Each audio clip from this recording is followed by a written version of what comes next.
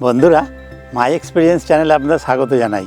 আমি অরূপ, আপনাদের সামনে আজকে আবার এসে হাজির হলাম। আমি চলে এসেছি আমার জেলা হুগলি জেলার ব্যান্ডেলের কাছাকাছি অবস্থিত, একদম ব্যান্ডেল স্টেশন থেকে 4 কিলোমিটারের মধ্যে দেবানন্দপুরে শরৎচন্দ্রের বাড়ির সামনেই আমি দাঁড়িয়ে আছি। এই বাড়িতেই শরৎচন্দ্র চট্টোপাধ্যায় জন্মগ্রহণ করেছিলেন। তো আমি কেন এসেছি এখানে, এক হচ্ছে এই স্মৃতিবিজড়িত জায়গা আপনাদের দেখাবো, আর দুই হচ্ছে এর আগে আমি একটা ভিডিও বানিয়েছিলাম এই শরৎচন্দ্র চট্টোপাধ্যায়ের এই বাসভবনের ব্যাপার স্যাপারগুলো দেখিয়েছিলাম। তখন দেখিয়েছিলাম এই বাড়িতে ঢোকার গেট ভাঙা এবং ভেতরে গাছপালা জন্মে একদম আবর্জনায় ভর্তি হয়েছিল। আর আজকে সেসব নেই, একদম পরিষ্কার পরিচ্ছন্ন। দেখুন, পুরো রিনোভেশন হয়ে গেছে একদম সুন্দরভাবে।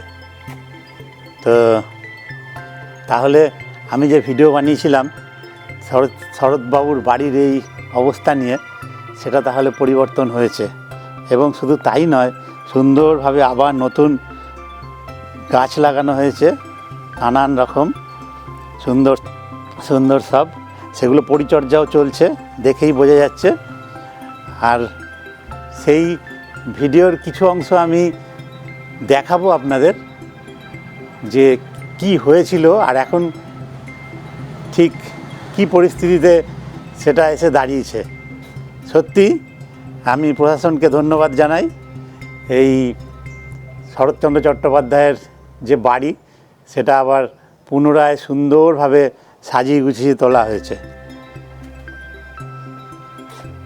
তাহলে বন্ধুরা, আমি এর আগে যে ভিডিওটি বানিয়েছিলাম, তাহলে আমার ভিডিও বানানো সার্থক। আমি আরেকবার আপনাদের সবটাই সরজমিনে দেখিয়ে দিচ্ছি যে কতটা ম্যাসিভ লেভেলের কাজ হয়েছে। দেখুন, রং হয়েছে সুন্দর, আর এখানে কত সুন্দর বাহারি গাছ লাগানো হয়েছে। দেখুন, অনেক গাছপালা লাগানো হয়েছে দেখুন। আর সুন্দর হলুদ রঙের ফুল ফুটে আছে। এই ভুল বললাম, ফল রয়েছে, দেখুন ফল হয়েছে।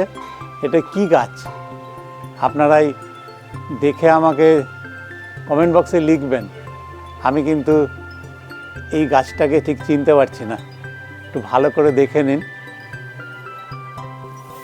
ফলগুলো সত্যি খুব সুন্দর লাগছে। দেখুন, এই গাছটা কি গাছ একটু কমেন্ট বক্সে সম্ভব হলে লিখে জানাবেন। বাকিটা তো আপনারা দেখতেই পাচ্ছেন, একেবারে পরিষ্কার পরিচ্ছন্ন। এই হলো শরৎচন্দ্র চট্টোপাধ্যায়ের জন্মভিটে। দেখুন কত সুন্দরভাবে আবার সব পুনরায় সাজিয়ে তোলা হয়েছে। আমার আগের ভিডিওটি যারা দেখেছিলেন তারা নিশ্চয়ই বুঝতে পারছেন যে একটা সুন্দর স্মৃতিবিজড়িত জায়গা, কথাশিল্পী শরৎচন্দ্র চট্টোপাধ্যায়ের বাড়ি, সেটা কত সুন্দরভাবে রাখা যায় আর কি অবস্থায় তা পড়েছিল। দেখুন, আমি সত্যি আজকে খুব খুশি। প্রশাসনকে আরও একবার ধন্যবাদ জানাচ্ছি যে তারা এই সুন্দর এই জায়গাটিকে আরও সুন্দর করে তুলেছেন।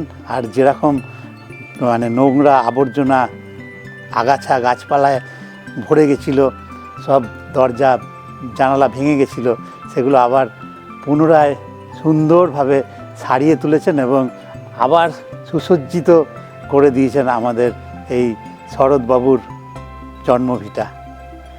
এই ব্যান্ডেলের কাছাকাছি দেবানন্দপুরের একদম মধ্যে অবস্থিত শরৎচন্দ্র চট্টোপাধ্যায়ের নিজস্ব বাসভবন। আর এই গলি দিয়ে বেরিয়েছিলাম তখনও কেমন ছিল আর এখন কেমন দেখুন।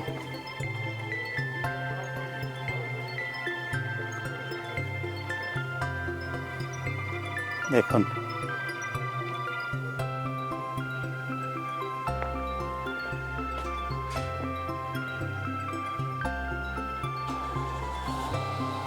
এখানে দরজাটা ভেঙে গেছিল, এটাকে আবার সারিয়ে তোলা হয়েছে, পুরোই ভাঙা ছিল নিচে।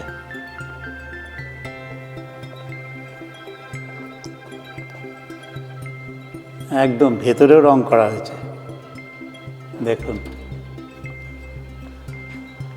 সত্যি আমি আজকে খুব খুশি হলাম। আর আপনারাও কমেন্ট বক্সে লিখবেন আমার সেই ভিডিও দেখে আপনারা অনেকেই সমব্যথী হয়েছিলেন এবং দুঃখের কথাটা যে লিখেছিলেন কমেন্ট বক্সে, তো আজকে সেটা আর নেই। এখন সুন্দরভাবে শরৎবাবুর বাড়ি আবার সেজে উঠেছে। এটা আপনারা আসতেও পারেন, আসলে তো হুগলি জেলা ব্যান্ডেলের স্টেশনের একদম কাছাকাছি অবস্থিত দেবানন্দপুর। টোটো অটো সব আছে 4 কিলোমিটারের মধ্যে, বড় জোর 20 টাকা ভাড়া নিতে পারে পার হেড। এবারে আমি একটু যাব এই স্মৃতি মন্দিরে, তো চলুন এগিয়ে যাই। এই গেটটা যদি পাল্টে দেওয়া হতো মনে হয় ভালো হতো, এটা একদম জং খেয়ে পুরো নষ্ট হয়ে গেছে। আর গেটটা আপাতত খোলা আছে যাতে মানে বাইরের লোকজন আসলে হঠাৎ করে ঢুকতে পারে, কিন্তু এটা বন্ধ রাখাই ভালো।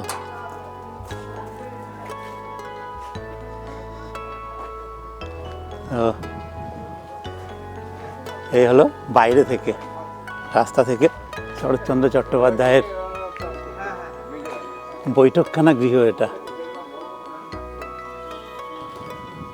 যাই হোক বন্ধুরা, চলুন একটু স্মৃতি মন্দির থেকে ঘুরে যাই, তাহলে সেটাই বা কেমন আছে এখন দেখে যাই। যেখানে শরৎচন্দ্র চট্টোপাধ্যায়ের সব নানান রকম ব্যবহার করা জিনিসপত্র থেকে শুরু করে নানান রকম মানে ভেতরে বইপত্র, লাইব্রেরি যেটাকে বলে, সেই লাইব্রেরি ওটা। চলুন একবার লাইব্রেরিও দেখে নিই। আমি চলে এসেছি একদম শরৎচন্দ্রের বাড়ির একদম গায়েই এই শরৎ স্মৃতি মন্দির, শরৎচন্দ্র স্মৃতি মন্দির। এটাও খুব সুন্দরভাবে রং করা হয়েছে। আর এখানে দেখে নিন, একটু পড়ে নেবেন কখন খোলা বন্ধ সেই ব্যাপারটা। আর খুব সুন্দর এই শরৎচন্দ্র স্মৃতি মন্দিরও সাজিয়ে তোলা হয়েছে, পরিষ্কার পরিচ্ছন্ন, একদম গাছগাছালিতে ভরা। আগে যদিও এখানে বেশ বড় বড় গাছ ছিল, সেই গাছগুলো এখন আর দেখতে পাচ্ছি না। আছে যেমন এই যে কাঠগোলাপ, এই গাছগুলো ছিল, রয়েছে অনেক দিনের গাছ, সব সুন্দরভাবে আবার সাজিয়ে তোলা হয়েছে। আপনারা আসলে আপনাদের ভালো লাগবে। আর এই জায়গাটাও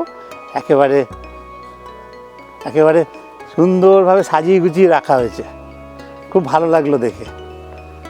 আর ভেতরে ছবি তোলা নিষেধ, সেই জন্য আমি ভেতরে যেতে পারছি না। তো এখানে আপনারা আসলে নিশ্চয়ই দেখে যাবেন একদম শরৎচন্দ্র চট্টোপাধ্যায়। এটা লাইব্রেরি, এখানে নানান রকম মূল্যবান বইপত্র আছে। আর শরৎচন্দ্র চট্টোপাধ্যায়ের ব্যবহার করা অনেক জিনিসপত্র এখানে রয়েছে।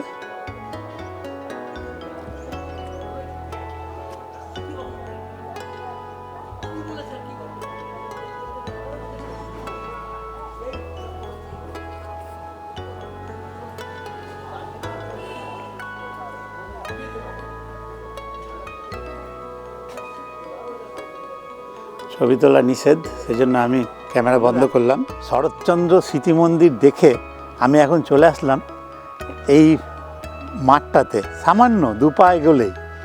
তো এটা হচ্ছে দেবানন্দপুর শরৎচন্দ্র শিক্ষা নিকেতন, এটা একটি স্কুল। আর এখানে শিব মন্দির রয়েছে ওই সময়কারী এখানে শরৎচন্দ্র চট্টোপাধ্যায়ের একটা মূর্তি রয়েছে।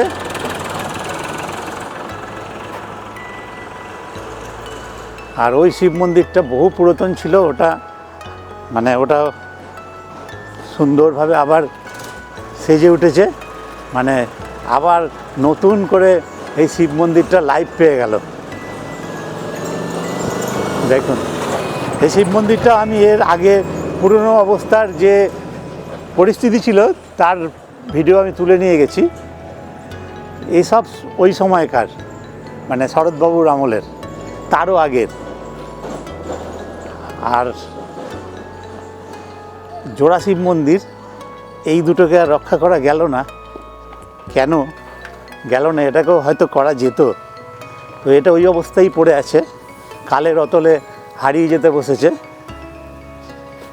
এই জোড়া শিব মন্দির। এই মন্দির দুটো আনুমানিক 260 বছরেরও আগের, 260 বছর এর বয়স। এখানে এখনো কেউ পুজো দেন। দেখুন, ওং নমঃ শিবায়। এটাকে রক্ষণাবেক্ষণ করা যেত। তলায় দাঁড়ানো ঠিক না। দেখুন, একেবারে ভগ্ন দশা। জোড়া শিব মন্দির, আরও একটা শিব মন্দির রয়েছে। দেখুন, ওং নমঃ শিবায়। সেই নুড়ি ইট আগেকার। দেখুন, একেবারে পাতলা পাতলা যে ইটগুলো, সেই ইটের তৈরি। এই জোড়া শিব মন্দির আমি ইতিহাস ঘেঁটে জানলাম প্রায় 260 বছর আগেকার, মানে শরৎচন্দ্রেরও আগের। এখন কালের অতলে পুরো হারিয়ে যেতে বসেছে। যাই হোক, চলুন, যখন এসেই গেছি দেবানন্দপুর, তাহলে চলুন, এখানে আরও দুটো মন্দির রয়েছে বহু পুরনো, সেই মন্দির দুটো দেখে যাই। 250-300 বছরের পুরনো। বন্ধুরা, আমি চলে এসেছি ঠিক শরৎচন্দ্রের বাড়ির কাছাকাছি, সব পায়ে হাঁটা, সব 2-5 মিনিটের পথ। বহু পুরনো এক দুর্গা মন্দির। আমি এই মন্দিরে দুর্গাপূজার সময় আমি এসেও ছিলাম।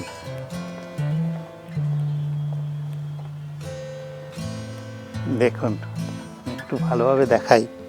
দেখুন, বহু পুরাতন দুর্গা মন্দির, বহু পুরাতন দুর্গা মন্দির। এখানে দুর্গাপূজা হয়, এখনো পুজো হয়ে চলেছে। আর এখানে বন্ধুরা পুরনো অংশ কিছুটা আপনারা দেখলে বুঝতে পারবেন। দেখুন, এই হচ্ছে পুরনো অংশ। এও 250 বছরের ওপরে, এরও বয়স। সেই নুড়ি ইট দেখুন।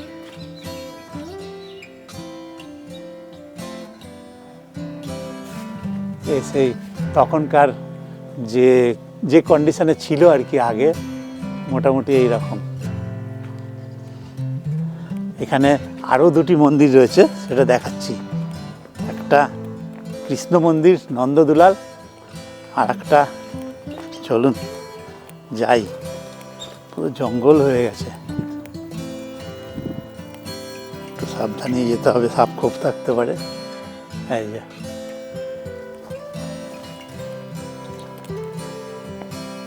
দেখুন, এই একটা মন্দির।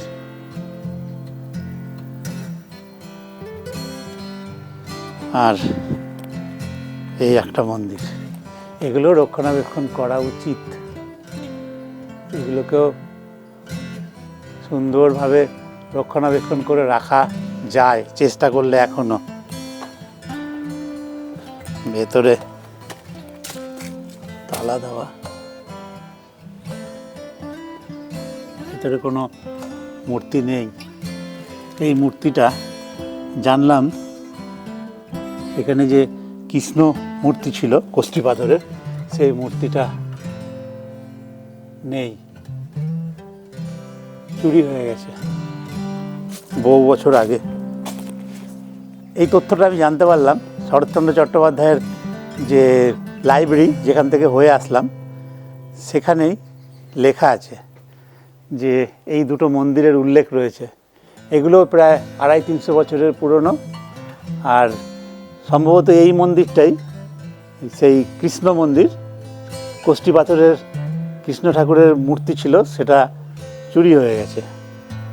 সম্ভবত বলছি এই কারণেই যে এটা সঠিকভাবে কিছু বলা যায় না, তবে মূর্তি আর নেই এখানে। আর এখানে দেখি, এটাও দেখে নিন, এই মন্দিরটাও কালের অতলে হারাতে বসেছে।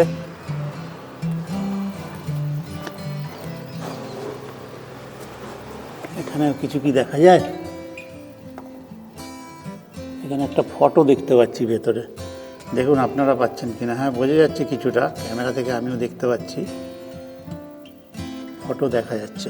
যাই হোক, আমরা বহু পুরাতন এই মন্দির দুটিও দেখে নিলাম। তবে বন্ধুরা, আমার আজকে এই শরৎচন্দ্রের বাড়ি দেবানন্দপুর এসে বাড়িকে এত সুন্দরভাবে সাজিয়ে তোলা হয়েছে দেখে আমি খুব খুশি হলাম। আর আপনাদের কেউ ধন্যবাদ জানাই। আপনারা নিশ্চয়ই কেউ কেউ ওপর মহলে তদবির করেছেন হয়তো, বা যারা দেখেছেন প্রশাসনের লোকজন, তাদেরকেও ধন্যবাদ জানাই যে শরৎচন্দ্র চট্টোপাধ্যায়ের বাড়িটা এত সুন্দরভাবে আবার মানে আগের জায়গায় ফিরিয়ে আনা হয়েছে। সত্যি আমি প্রশাসনের কাছেও কৃতজ্ঞতা জানাই। আমার বন্ধু যারা আমার ভিডিও দেখেছেন, তাদের মধ্যেই হয়তো কেউ কেউ প্রশাসনের কাছে জানিয়েও থাকতে পারেন, সেই কারণে তাদেরকেও আমি শ্রদ্ধা জানাই যে একটা কাজ হলো সমাজের। যাই হোক বন্ধুরা, এই ভিডিও আর দীর্ঘায়িত করছি না, এই ভিডিও শেষ করছি এখানেই। আপনারা সবাই ভালো থাকবেন, আবার দেখা হবে পরের ভিডিওতে। আর আপনারা যদি এখানে আসতে চান, বলেই দিলাম, ব্যান্ডেল স্টেশন থেকে 4 কিলোমিটার, অটো টোটো সব আছে, চলে আসবেন। আর একসঙ্গে এসে এই সমস্ত স্মৃতিবিজড়িত জায়গাগুলো দেখে যাবেন, শরৎচন্দ্রের জন্মস্থান দেখে যাবেন, খুব ভালো লাগবে, একটা দিন ভালো ভালো কাটবে। ভিডিও এখানে শেষ করলাম, আপনার সবাই ভালো থাকবেন, আবার দেখা হবে পরের ভিডিওতে। ধন্যবাদ বন্ধুরা।